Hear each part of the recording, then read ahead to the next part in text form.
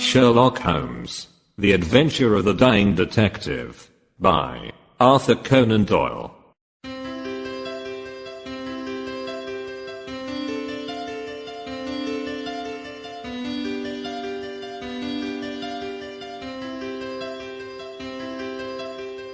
Mrs. Hudson, the landlady of Sherlock Holmes, was a long-suffering woman.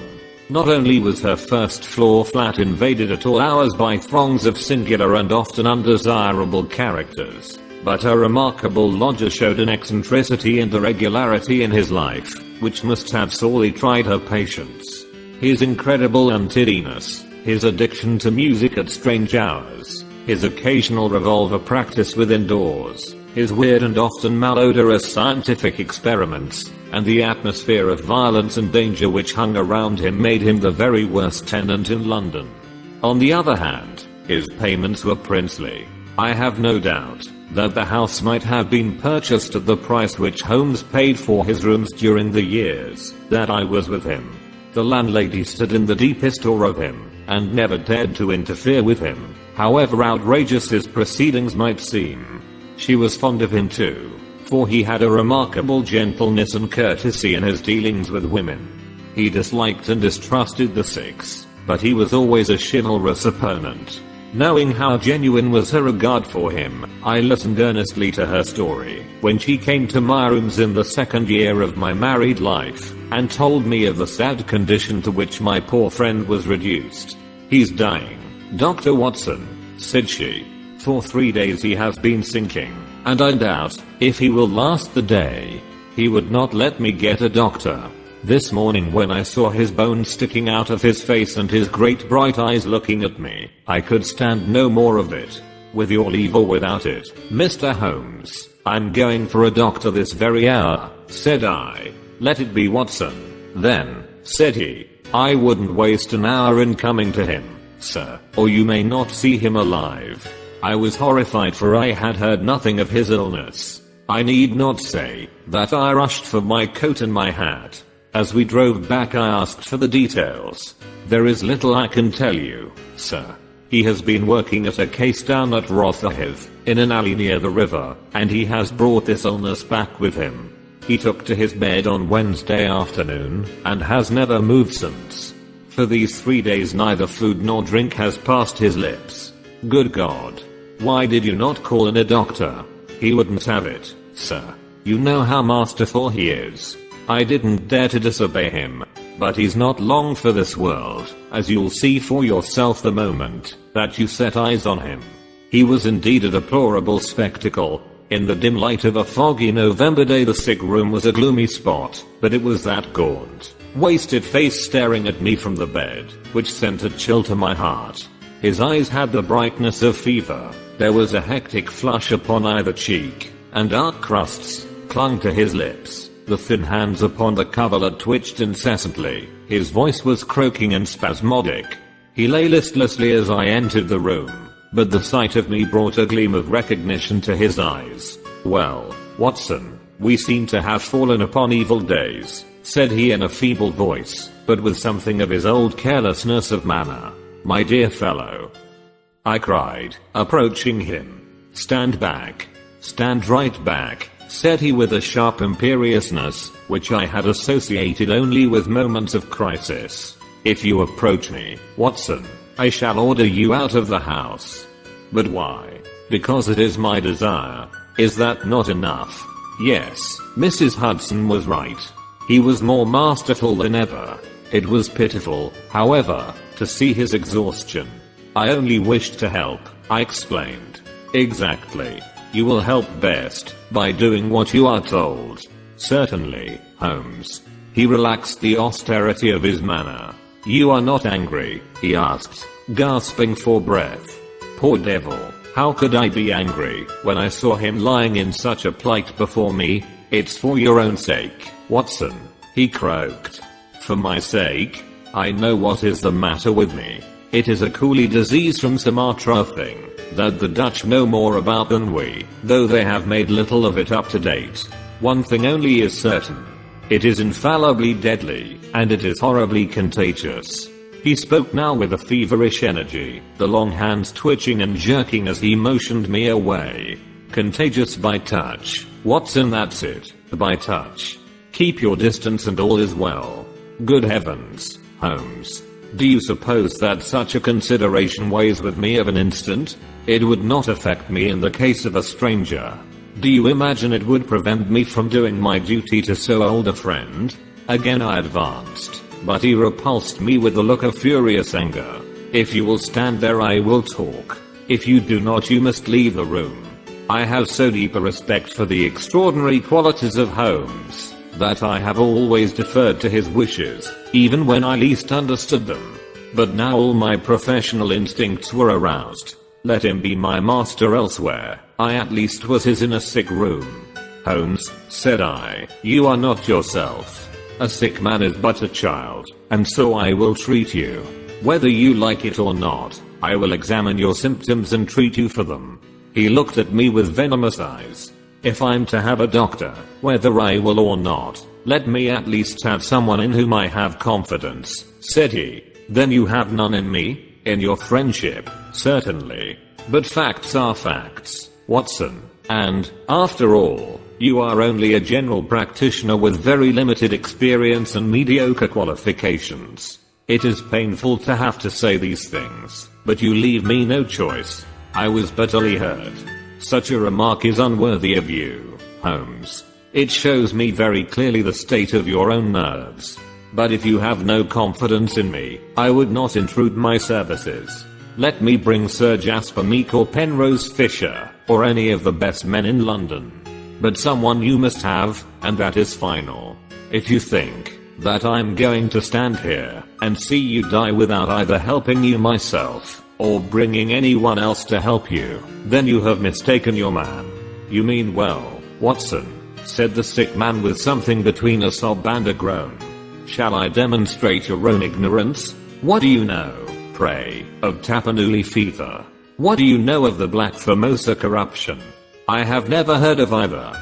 There are many problems of disease, many strange pathological possibilities, in the East, Watson. He paused after each sentence, to collect his failing strength. I have learned so much during some recent researches, which have a medico-criminal aspect. It was in the course of them, that I contracted this complaint. You can do nothing. Possibly not. But I happen to know that Dr. Ainstree, the greatest living authority upon tropical disease, is now in London. All remonstrance is useless. Holmes, I'm going this instant to fetch him. I turned resolutely to the door. Never have I had such a shock. In an instant, with a tiger spring, the dying man had intercepted me. I heard the sharp snap of a twisted key. The next moment he had staggered back to his bed, exhausted and panting after his one tremendous outflame of energy. You won't take the key from me by force, Watson. I've got you, my friend. Here you are, and here you will stay, until I will otherwise. But I'll humor you, all this in little gasps, with terrible struggles for breath between. You've only my own good at heart. Of course I know that very well. You shall have your way, but give me time to get my strength. Not now, Watson, not now. It's 4 o'clock. At 6 you can go. This is insanity, Holmes. Only 2 hours, Watson. I promise you will go at 6. Are you content to wait? I seem to have no choice. None in the world, Watson. Thank you. I need no help in arranging the clothes. You will please keep your distance. Now, Watson, there is one other condition that I would make. You will seek help, not from the man you mention, but from the one that I choose. By all means. The first 3 sensible words that you have uttered since you entered this room, Watson. You will find some books over there. I'm somewhat exhausted. I wonder how a battery feels when it pours electricity into a non-conductor. At 6, Watson, we resume our conversation. But it was destined to be resumed long before that hour, and in circumstances which gave me a shock hardly second to that caused by his spring to the door. I had stood for some minutes looking at the silent figure in the bed. His face was almost covered by the clothes and he appeared to be asleep. Then, unable to settle down to reading, I walked slowly round the room, examining the pictures of celebrated criminals with which every wall was adorned. Finally, in my aimless perambulation, I came to the mantelpiece. A litter of pipes, tobacco pouches, syringes, penknives, revolver cartridges, and other debris was scattered over it.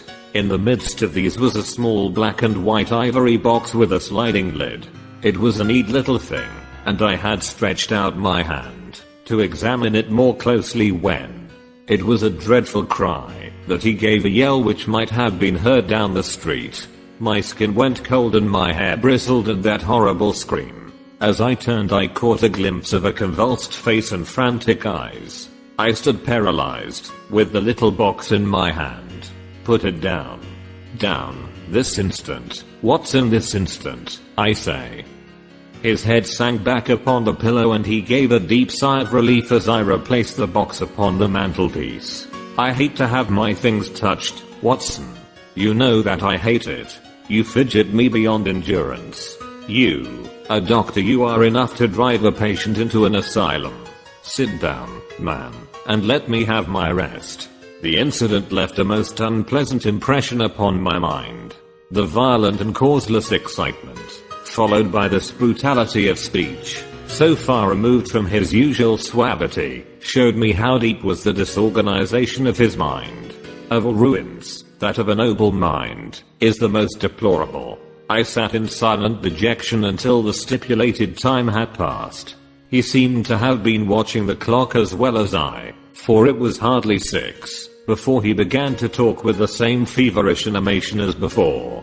Now, Watson, said he, have you any change in your pocket? Yes. Any silver? A good deal. How many half-crowns? I have 5. Ah, too few. Too few. How very unfortunate, Watson.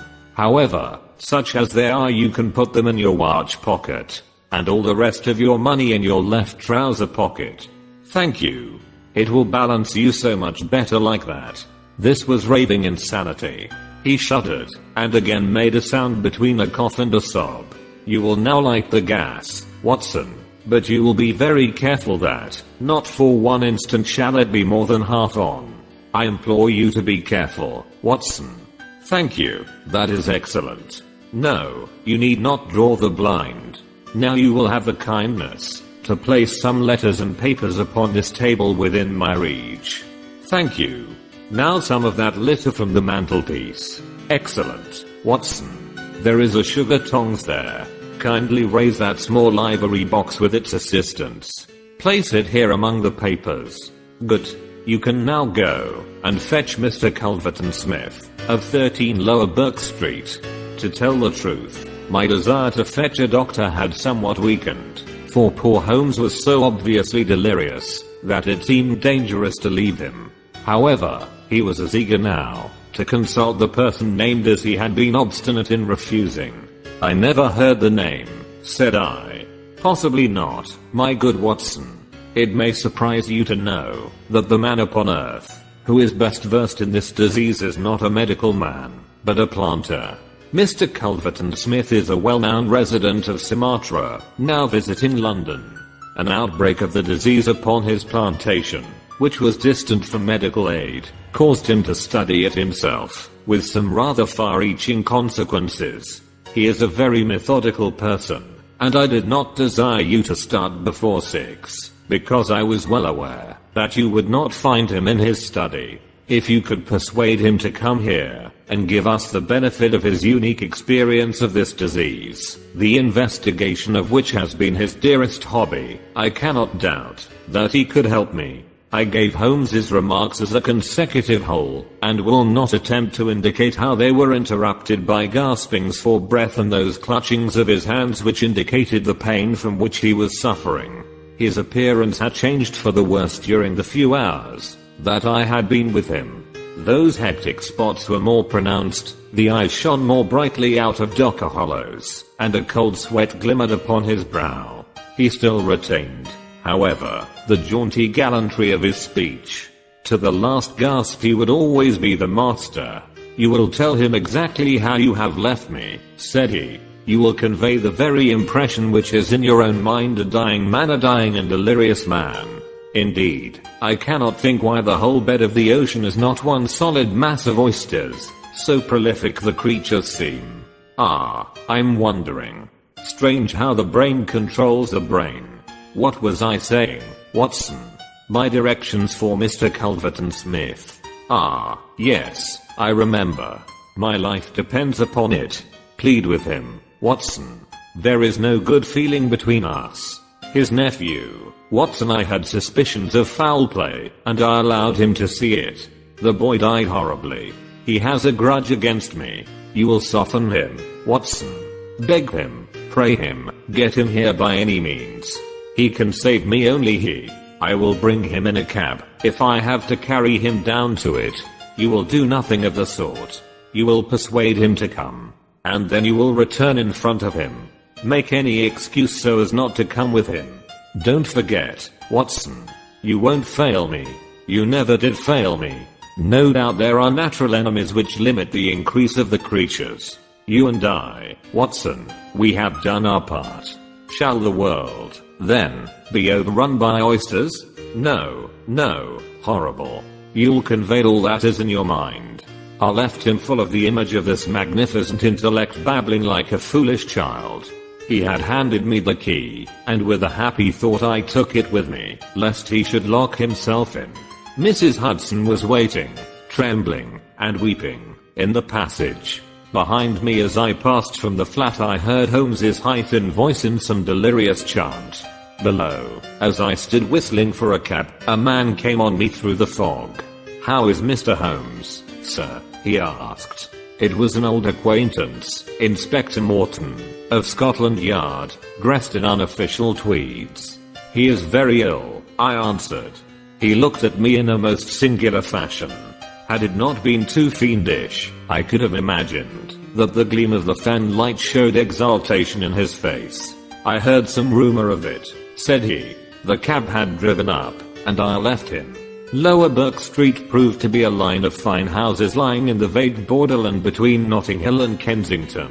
The particular one at which my cabman pulled up had an air of smug and demure respectability in its old-fashioned iron railings, its massive folding door, and its shining brass walk. All was in keeping with a solemn butler who appeared framed in the pink radiance of a tinted electrical light behind him. "Yes, Mr. Culverton Smith is in. Dr. Watson." "Very good, sir. I will take up your card." My humble name and title did not appear to impress Mr. Culverton Smith. Through the half-open door I heard a high, petulant, penetrating voice. "Who is this person? What does he want?"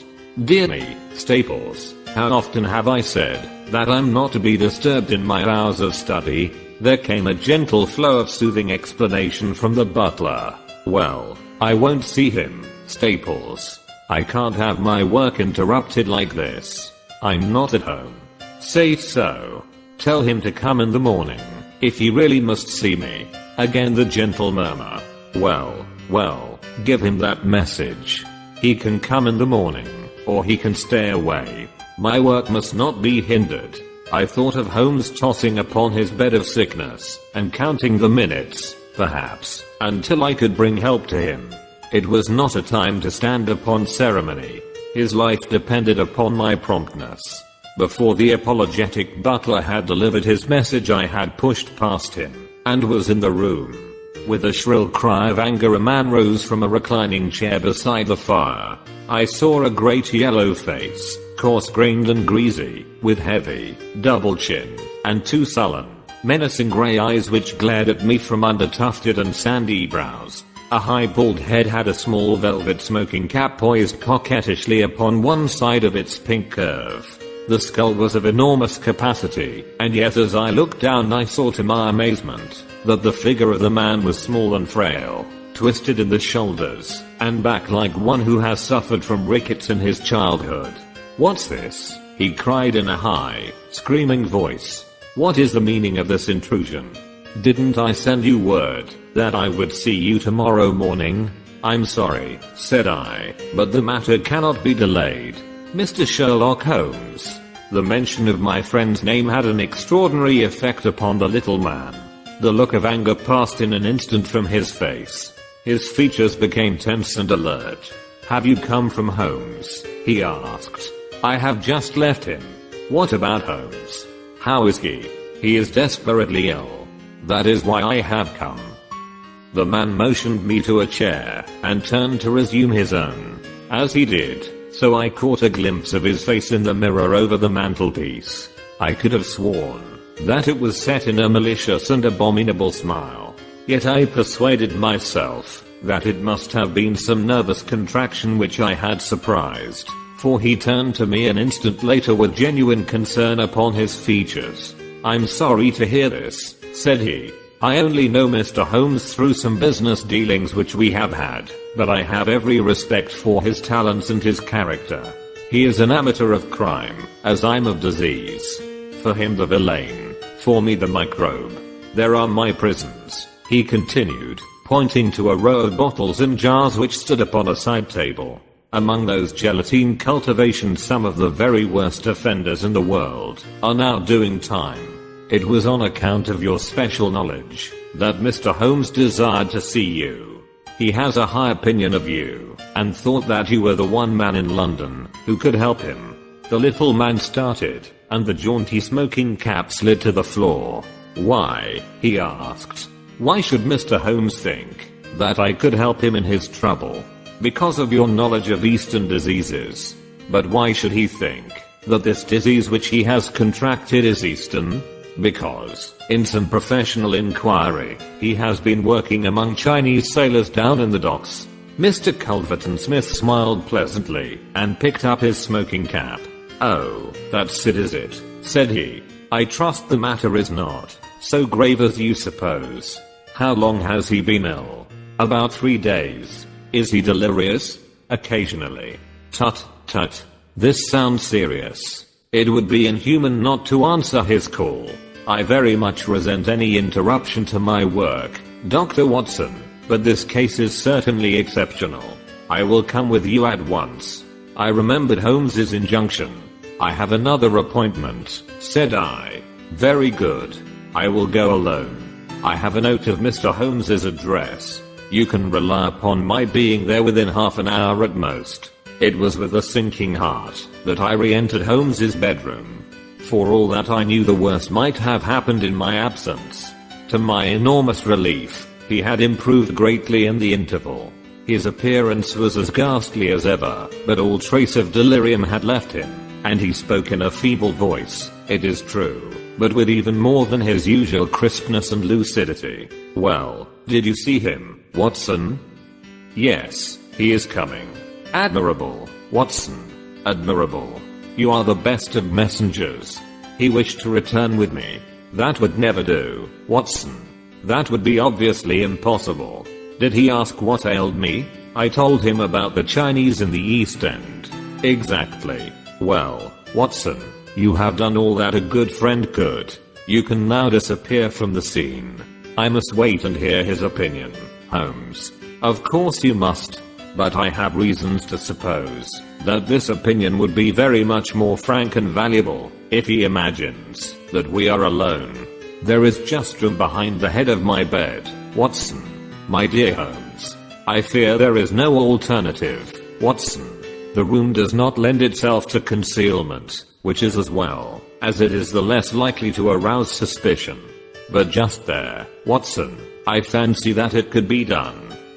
Suddenly he sat up with a rigid intentness upon his haggard face.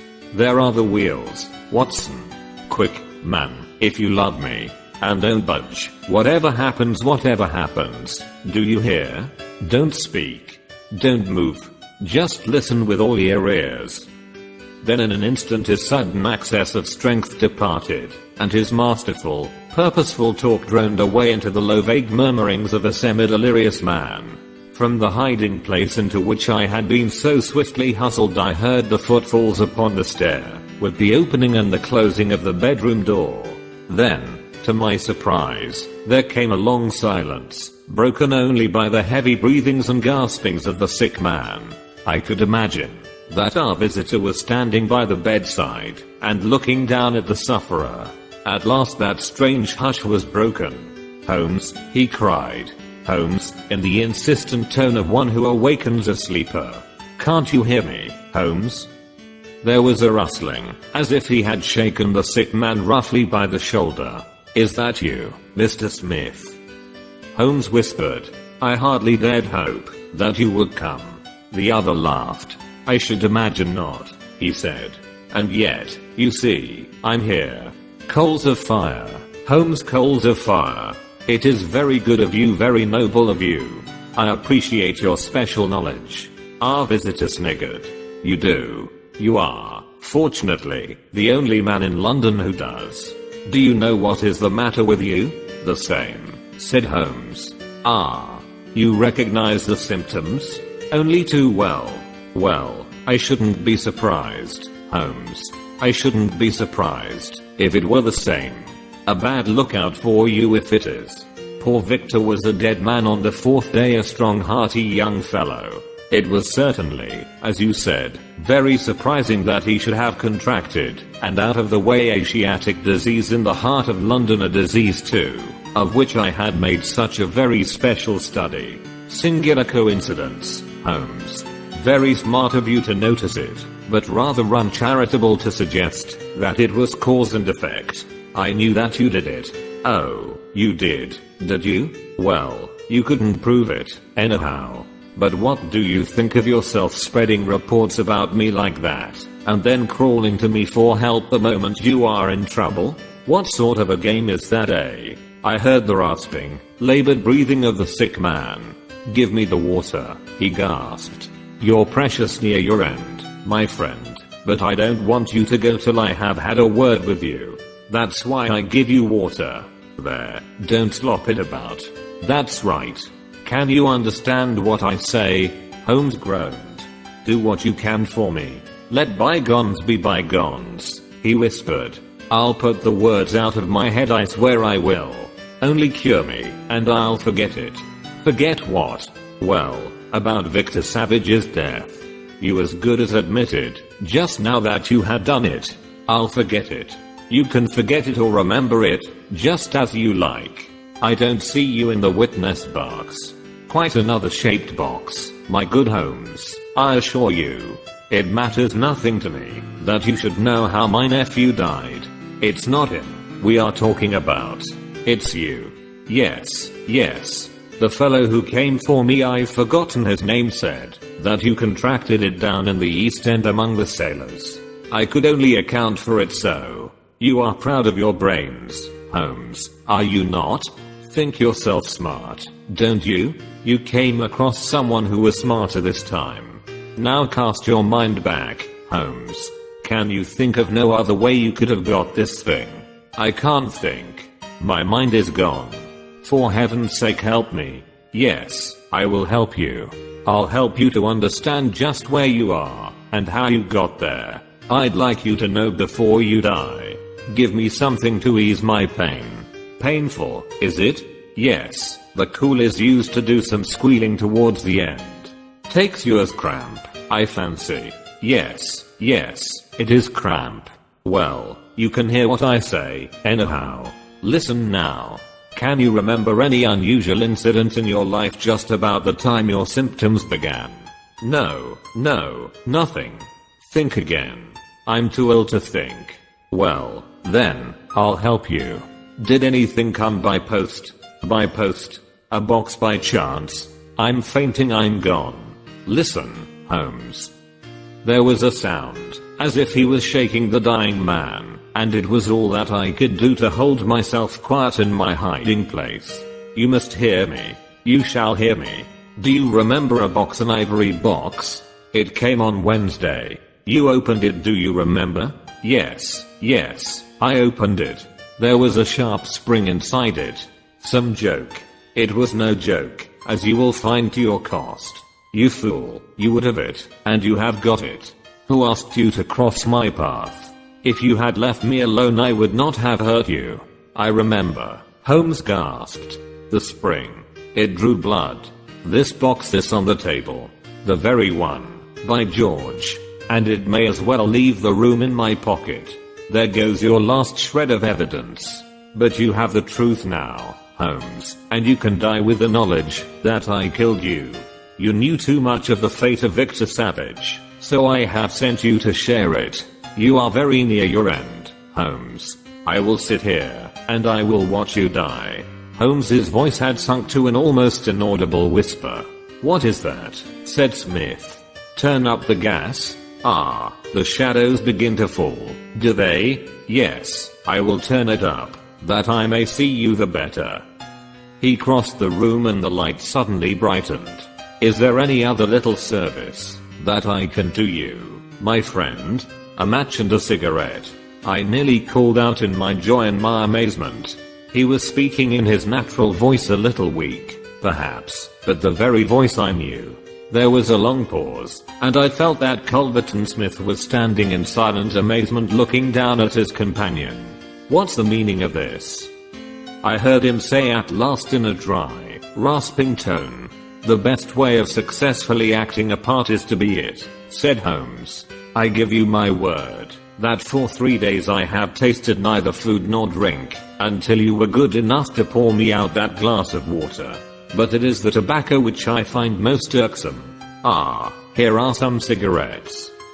I heard the striking of a match. That is very much better. Halloa, halloa. Do I hear the step of a friend? There were footfalls outside, the door opened, and Inspector Morton appeared. All is in order and this is your man, said Holmes. The officer gave the usual cautions. I arrest you on the charge of the murder of one Victor Savage, he concluded. And you might add of the attempted murder of one Sherlock Holmes, remarked my friend with a chuckle. To save an invalid trouble, Inspector, Mr. Culverton Smith was good enough to give our signal by turning up the gas. By the way, the prisoner has a small box in the right-hand pocket of his coat which it would be as well to remove. Thank you. I would handle it gingerly, if I were you. Put it down here. It may play its part in the trial. There was a sudden rush and a scuffle, followed by the clash of iron and a cry of pain. You'll only get yourself hurt, said the inspector. Stand still, will you? There was the click of the closing handcuffs. A nice trap, cried the high, snarling voice. It will bring you into the dock, Holmes, not me. He asked me to come here to cure him. I was sorry for him and I came. Now he will pretend, no doubt, that I have said anything which he may invent which will corroborate his insane suspicions. You can lie as you like, Holmes. My word is always as good as yours. Good heavens, cried Holmes. I had totally forgotten him. My dear Watson, I owe you 1,000 apologies. To think that I should have overlooked you. I need not introduce you to Mr. Culverton Smith, since I understand that you met somewhat earlier in the evening. Have you the cab below? I will follow you when I'm dressed, for I may be of some use at the station. I never needed it more, said Holmes as he refreshed himself with a glass of claret and some biscuits in the intervals of his toilet. However, as you know, my habits are irregular, and such a feat means less to me than to most men. It was very essential that I should impress Mrs. Hudson with the reality of my condition, since she was to convey it to you, and you in turn to him. You won't be offended, Watson. You will realize that among your many talents dissimulation finds no place, and that if you had shared my secret you would never have been able to impress Smith with the urgent necessity of his presence, which was the vital point of the whole scheme. Knowing his vindictive nature, I was perfectly certain that he would come to look upon his handiwork. But your appearance, Holmes, your ghastly face. 3 days of absolute fast does not improve one's beauty, Watson. For the rest, there is nothing which a sponge may not cure. With Vaseline upon one's forehead, belladonna in one's eyes, rouge over the cheekbones, and crusts of beeswax round one's lips, a very satisfying effect can be produced. Malingering is a subject upon which I have sometimes thought of writing a monograph. A little occasional talk about half-crowns, oysters, or any other extraneous subject produces a pleasing effect of delirium. But why would you not let me near you, since there was in truth no infection? Can you ask, my dear Watson? Do you imagine that I have no respect for your medical talents? Could I fancy that your astute judgment would pass a dying man who, however weak, had no rise of pulse or temperature?